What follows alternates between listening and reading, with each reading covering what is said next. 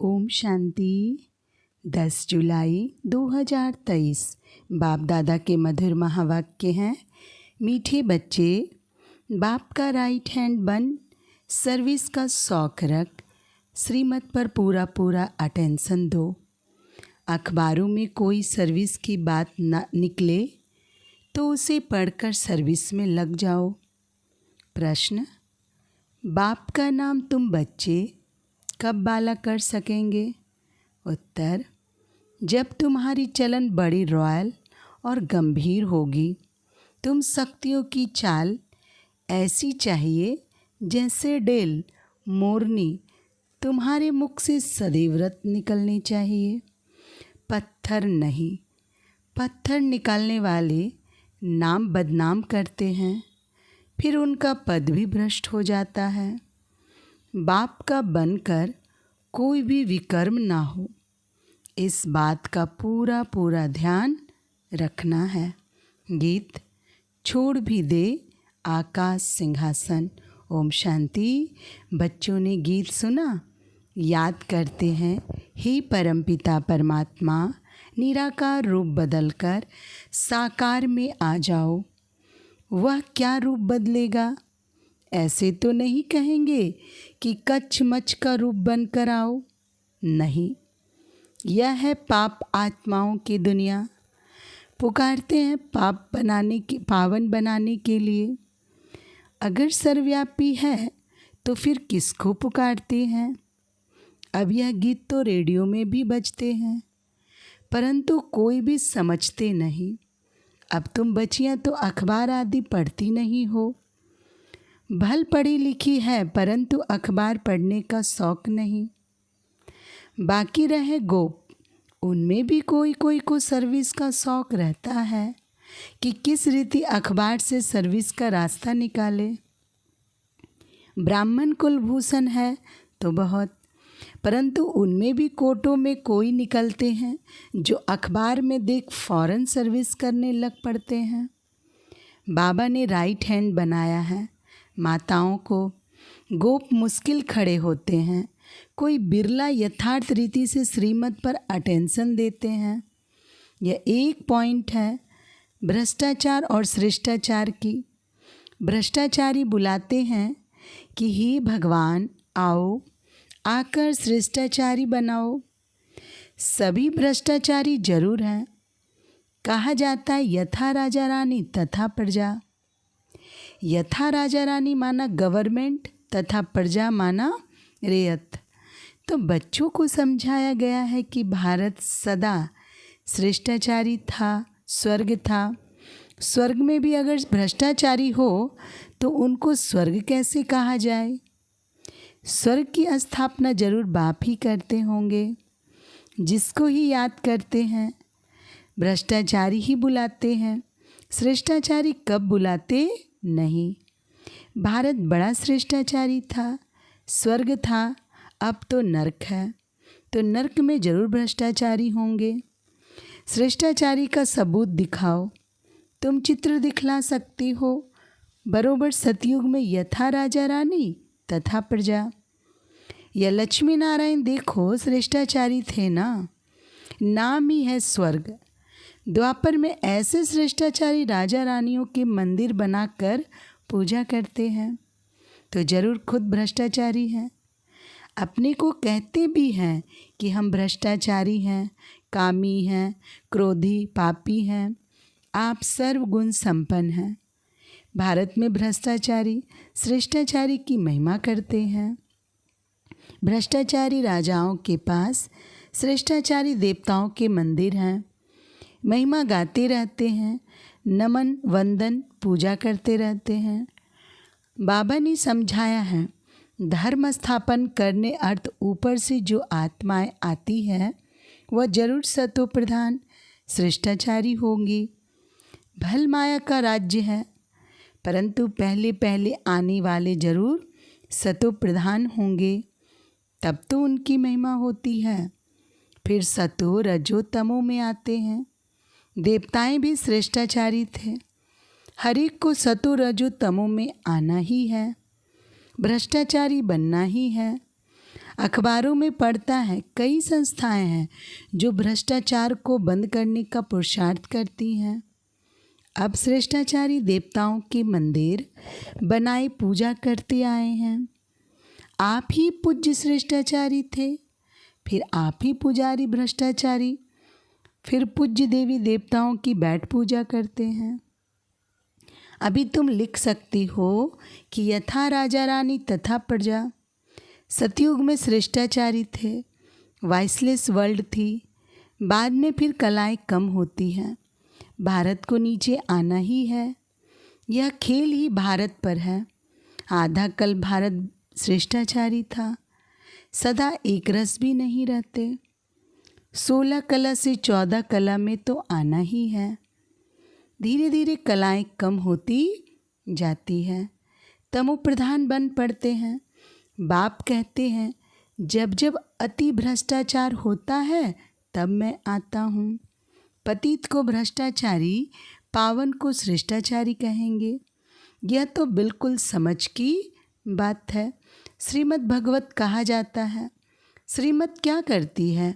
वह तो श्रेष्ठ राजाओं का राजा बनाती है। कहते हैं इन माया पर जीत पहनो तो तुम प्रिंस प्रिंसेस बनेंगे। भेंट करनी है।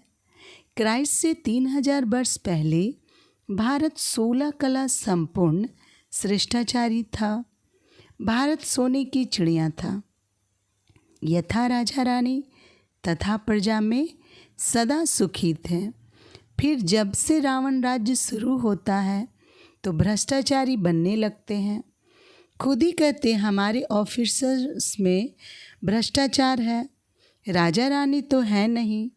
जो कहें प्रजा में भ्रष्टाचार है। यहाँ तो है ही प्रजा का प्रजा पर राज्य। सब भ्रष्टाचारी हैं। पहले तो गवर्नमेंट श्रेष्ठाचारी बननी चाहिए। उनको कौन बनावे?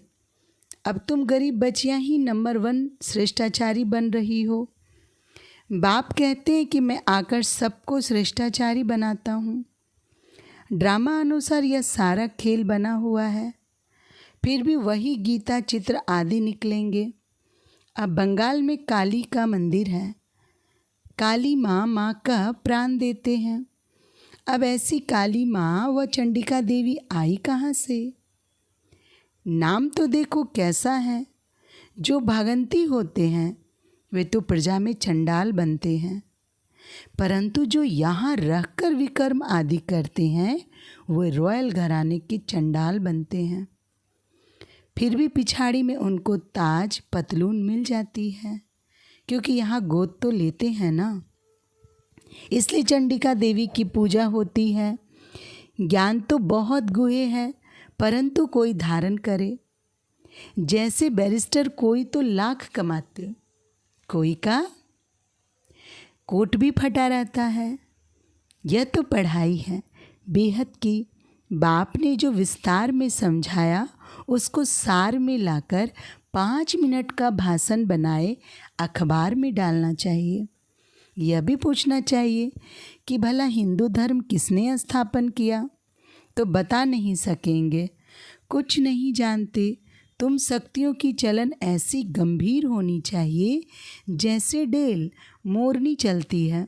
मुख से रत्न निकलते रहे, पत्थर नहीं।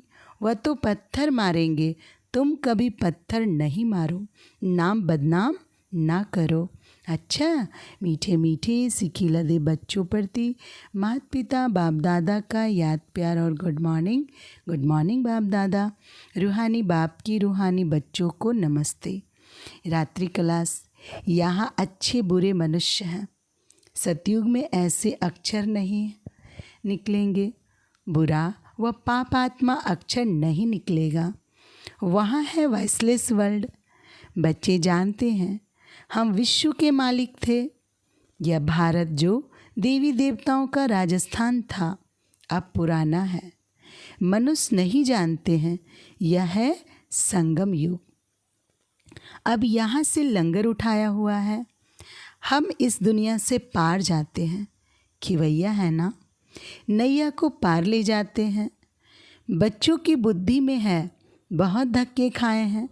भक्त नहीं जानते हैं हम धक्का खाते हैं। वह तो दूर दूर जाते हैं। तुम बच्चों को सिर्फ याद करना है।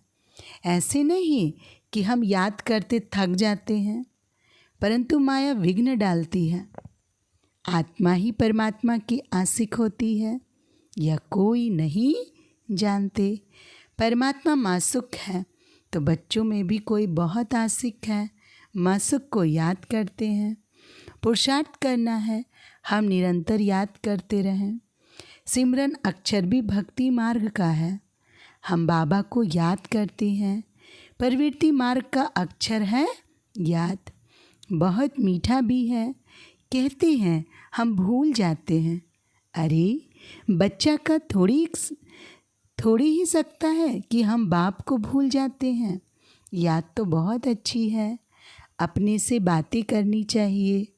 तुम माता पिता के सम्मुख बैठे हो, खुशी भी होनी चाहिए। जिसके लिए कहते थे तुम माता पिता, बरोबर हम वर्षा पा रहे हैं। याद की ही मेहनत है।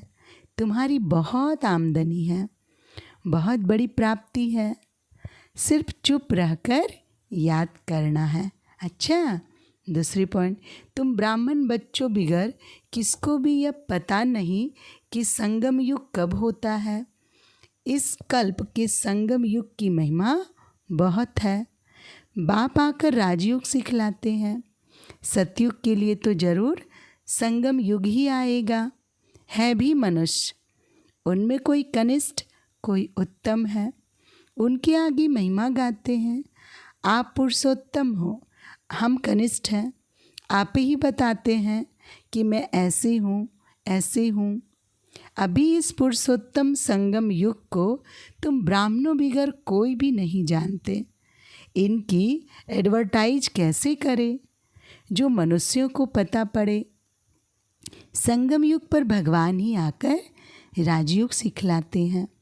तुम जानते हो हम राजयोग सीख रहे हैं। अभी ऐसी क्या युक्ति रचे जो मनुष्यों को मालूम पड़े, परंतु होगा धीरे। अभी समय पड़ा है, बहुत गई थोड़ी रही।